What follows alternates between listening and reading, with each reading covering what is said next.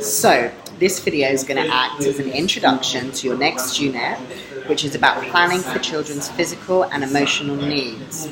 And the first thing that you need to think about when you're planning for children's physical and emotional needs is to actually think about what they are and to understand what children's physical and emotional needs are.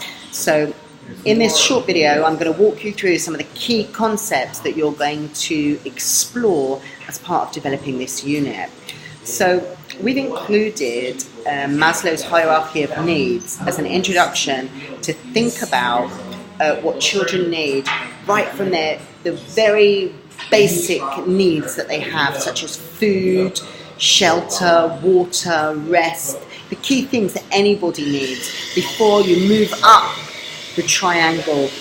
At the top is self-actualization, and in between you have things like love and warmth. So have a look at the hierarchy of needs to try and really understand what Maslow says about how children and all humans' needs can be met in a pyramid fashion. One of the important things when you're planning care for children is thinking about their physical needs.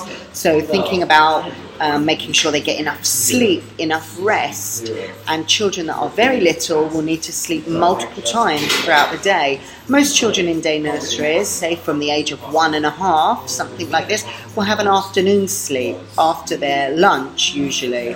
But children younger than that will still sleep usually around 9 o'clock in the morning. And of course in the baby unit, children will be sleeping every 3 hours or so, depending on their age and stage of development. Throughout the day, children will also have snacks when they're in a nursery. Morning snack, some nurseries will also serve breakfast, afternoon snack and tea, and of course lunch. And most nurseries will serve a hot cooked lunch and sometimes hot cooked tea as well. Obviously, children that are below 6 months are usually not yet on solid foods, and they'll be relying on their milk, either formula or breast milk, or a combination of both, in order to gain their nourishment and nutrition. And children from all the way up to 9 months and beyond will still be drinking some milk as part of a balanced early childhood diet. So within this course section, you'll be able to explore children's nutritional needs and also thinking about providing children with a nutritionally healthy and appropriate diet, low in sodium, salt, sugar, and focusing on those healthy foods that will really support children to develop.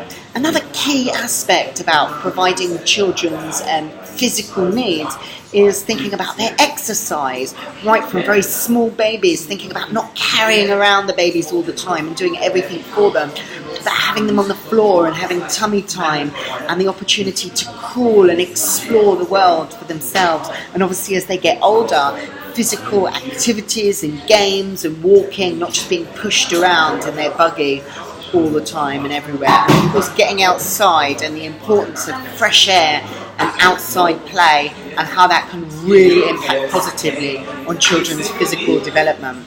Another key aspect that you're going to need to consider is clothing, appropriate clothing and footwear. For example, in the summer, are the children too hot if they've got multiple layers on?